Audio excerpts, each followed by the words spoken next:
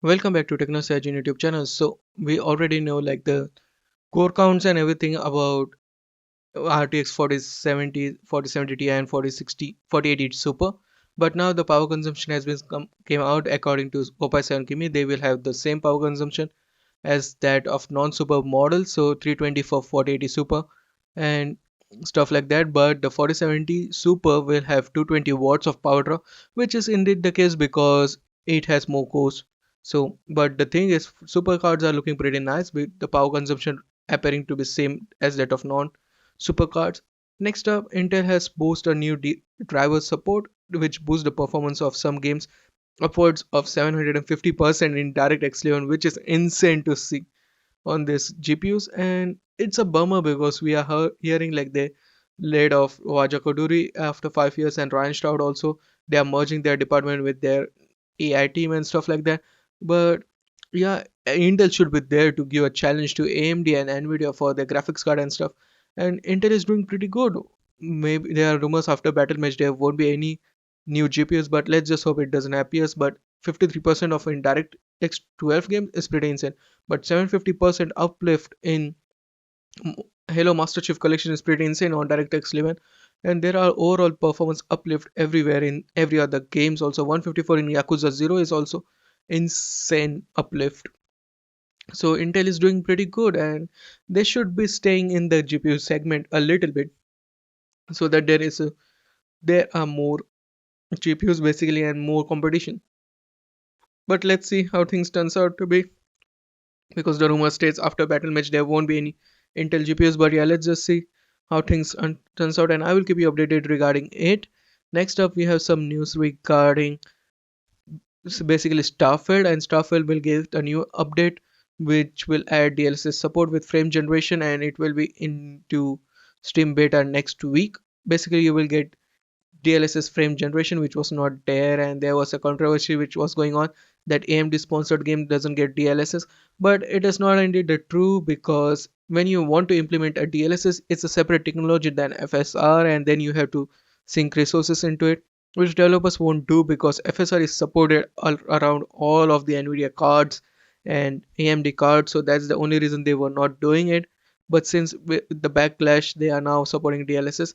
And the thing is, DLSS is far better than AMD's implementation of FSR with visual quality as such, not with frame generation. But the thing with is FS, sometimes you don't need like good image quality. It's like you can play it on 720p also. I feel like you can play it on 720p. You just need higher frames, and that's the only matter according to me. You need more frames, which FSR2 can deliver even on older generations of Nvidia cards which are as old as 10 series. So yeah, it's a bummer to see, but yeah, in the end, the consumer gets and the gamer gets what they want, and we are seeing it. Basically, we are getting the DLSS 3, basically DLSS feature on Starfield, and also there will be DLSS is for PC users only, and we also have FSR3 planned for in the future for AMD GPU. So yeah, it's indeed the case. And also next up, AMD has done the impossible and launched its Zen 4 and Zen 4C cores, and Zen 4C is better optimized for low power.